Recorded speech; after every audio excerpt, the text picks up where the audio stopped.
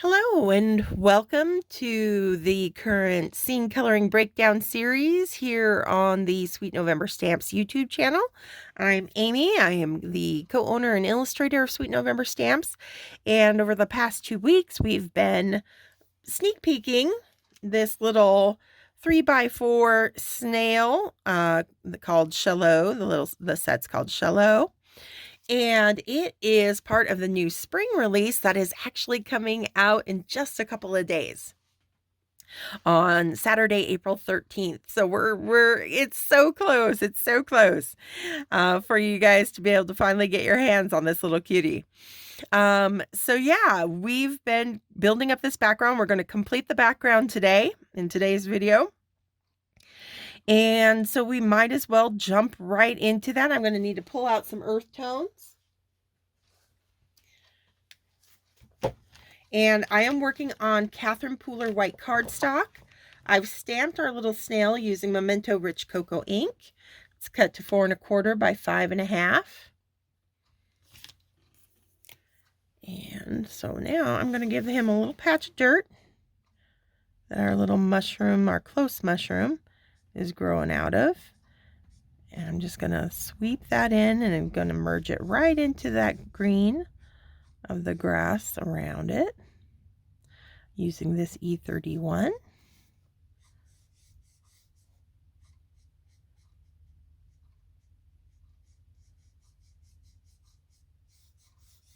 Just like so. Now I'm going to come in with some E44. And because our little snail is facing off to the left-hand side of the card, that's just kind of where I automatically assume my light source is going to come down and meet him face on. So that means all my shadows are going to pull opposite that light source, because if it's coming, it's going to hit on this side of whatever character or object you have, and then it's going to be blocked by that object, and pull away. So we've got our little mushroom here growing out of the dirt. So we want to give it a little bit of a rough kind of textured, so it's kind of bursting through the ground. Get pretty heavy with my shadows down here between the two. And then we'll just pull underneath that snail and help ground him into the scene. Like so. I'm also going to use this E44 to kind of reinforce that edge between the grass and the little patch of dirt back here. Just kind of hop and skip using the tip of the nib. Give myself, and I'm only going to worry about that back side because we're going to have grass growing up on the front here, so you wouldn't see the shadow, that it kind of casts. Whereas our grass growing up on this side, we'd see that little shadow. So I just worry about it on the back side. Don't worry about it on the front side. 43, I'm going to come in with next. And that's just softening and pulling the 44. I got a little bit into that stalk of that mushroom. That's okay. It's going to be earth tone too, so I'm not even really going to worry about pushing it out with a colorless blender, because I can just kind of mask it in, cover it up with another earth tone, so you won't even really know. And then I'm just going to kind of sweep in just to give our dirt a little bit of variety here.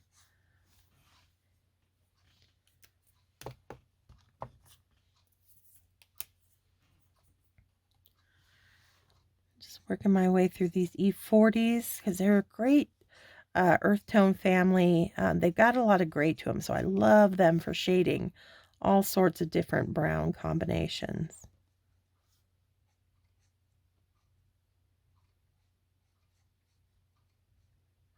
Just letting my little tip of the nib kind of skip and jump over that cardstock to give myself nice rough little kind of dirt-like texture, so it's not like super smooth.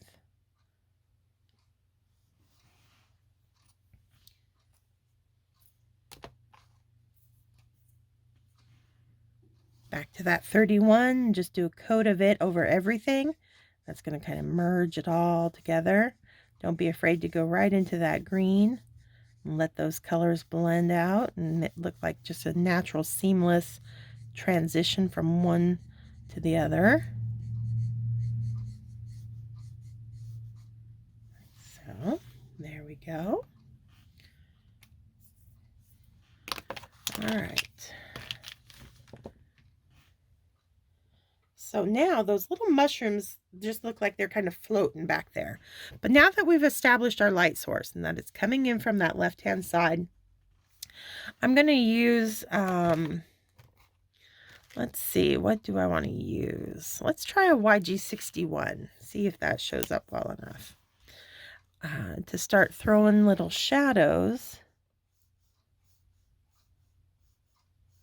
Yep, that'll work. From each of our mushrooms.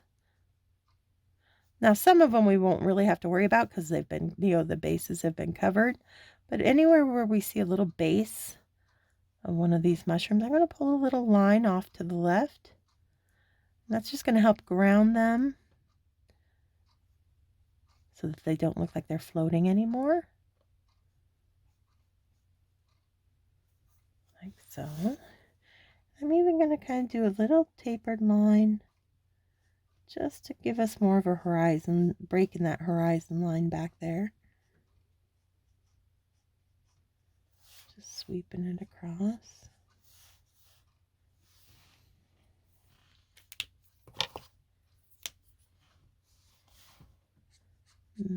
YG quad again, just to soften that horizon line.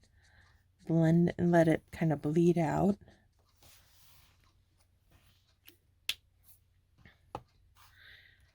I want a little bit more. I'm good with the 61 alone on the back row of mushrooms, but these ones up front, I want to do just a little hint. Actually, I think I'm going to do tip to tip.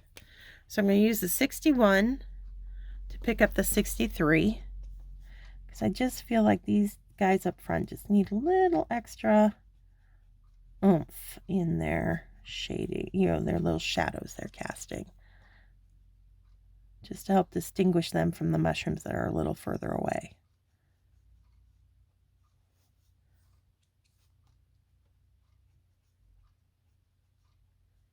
There we go.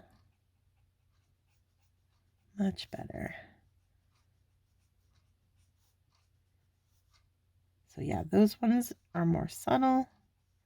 Just the 61. This one just gets a little extra something. Okay.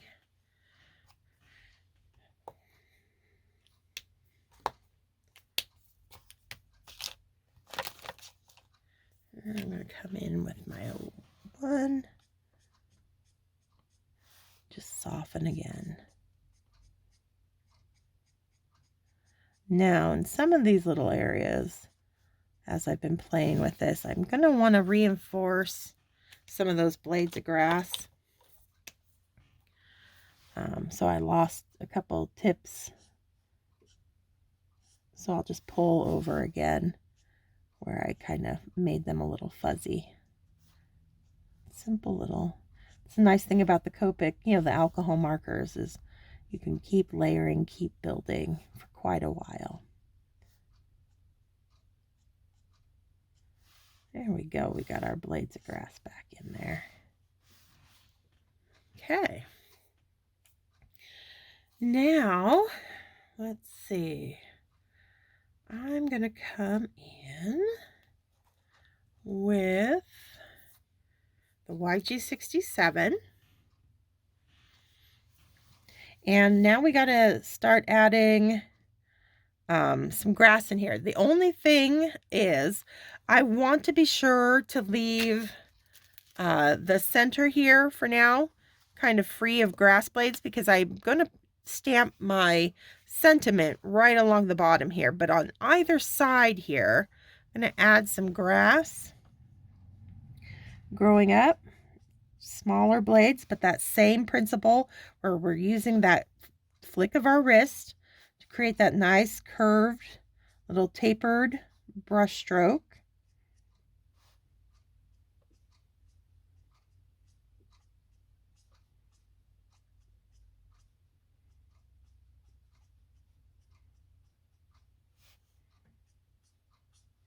And that's why we did the dirt first, is so that we could cross right over top of it with some of these blades of grass that are growing up here closest to us. And I like to kind of frame our little dirt patch with some blades of grass growing up.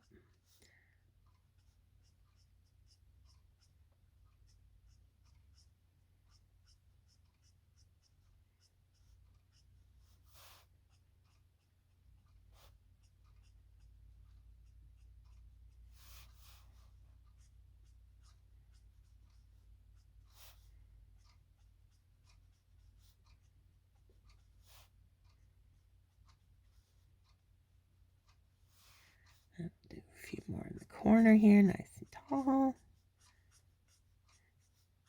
And then once I get my sentiment stamped on there, if I feel like I want to add some more grass in, I can always do that at a little bit later time. All right, so for now that's good because we want to get that sentiment on there later. Okay, so look at that. You know, we've transformed just a basic wash of color into this really kind of micro scene of our little snail kind of wandering through the tall grass. We see a little bit of the little mushroom ring growing in the background. And so we're going to call that good for this week. And then I will come back next week and we will do our mushroom. And then we'll have one more week of that after that where we finish off the little snail himself. So that's it for today. Thank you so much for joining me and stay crafty, my friends. Bye.